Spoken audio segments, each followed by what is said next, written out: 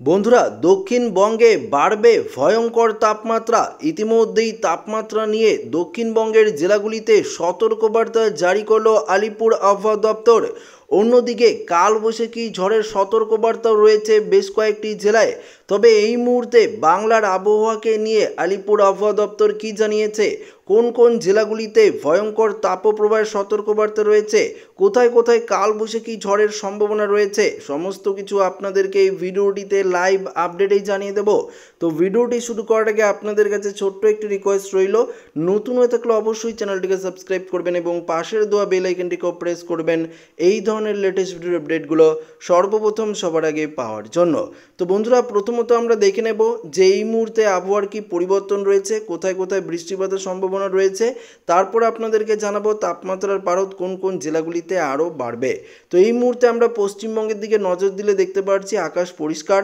পশ্চিমবঙ্গের দক্ষিণের জেলাগুলির দিকে অর্থাৎ কলকাতা সংলগ্ন বেশ কয়েকটি জেলা, পাশাপাশি পুরুলিয়া, বাঁকুড়া থেকে শুরু করে ঝাড়গ্রাম, দুর্গাপুর, এদিকে বর্ধমান থেকে শুরু করে নদিয়া, মুর্শিদাবাদ, বীরভূম সমস্ত জায়গায় আকাশ পরিষ্কার।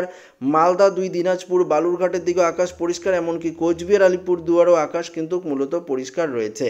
তবে বৃষ্টিপাত চলছে অসমের বঙ্গাইগাঁও, পথশোলা, গোয়ালপাড়া, গুয়াহাটি থেকে শুরু করে নওগাঁও, তেজপুর এই জায়গাগুলিতে কালবৈশাখী ঝড়ের সম্ভাবনা রয়েছে।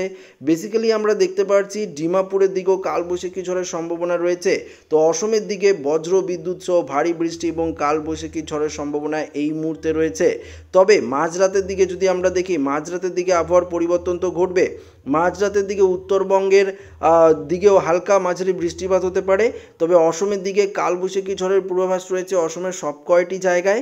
বিশেষ করে বাংলাদেশের সিলেট বিভাগেও আমরা কালবৈশাখী ঝড়ের অ্যালার্ট দেখতে পাচ্ছি। দক্ষিণবঙ্গে আকাশ পরিষ্কারই রয়েছে। সকালবেলা তো আমরা দেখতে পাচ্ছি অসম এবং পশ্চিমবঙ্গের উত্তরের জেলাগুলিতে কিছুটা বৃষ্টি এবং বাংলাদেশের সিলেট বিভাগেও কিছুটা বৃষ্টিপাতের সম্ভাবনা আমরা দেখতে পাচ্ছি। এবং দুপুরের দিকে দেখতে পাচ্ছি উত্তরবঙ্গে কিছুটা মেঘ, অসমের দিকে হালকা মাঝারি বৃষ্টিপাতের সম্ভাবনা, ত্রিপুরার দিকে হালকা মাঝারি বৃষ্টি। অন্যান্য জায়গাগুলিতে আকাশ কিন্তু আমরা মূলত পরিষ্কারই দেখতে পাচ্ছি। তাপমাত্রা নিয়ে আপনাদেরকে সরাসরি জানাবো। কলকাতা থেকে শুরু করে পশ্চিমবঙ্গের দক্ষিণের জেলাগুলিতে ভয়ঙ্কর তাপপ্রবাহের সতর্কবার্তা রয়েছে। আগামীকাল প্রায় 43-44 ডিগ্রি সেলসিয়াস তাপমাত্রা পৌঁছে যাবে।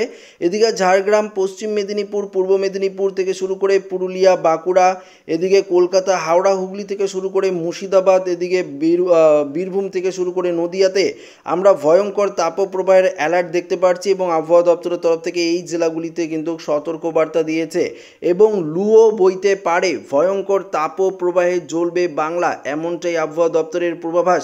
পাশাপাশি উত্তরের দিকেও তাপমাত্রা ঊর্ধ্বমুখী থাকবে।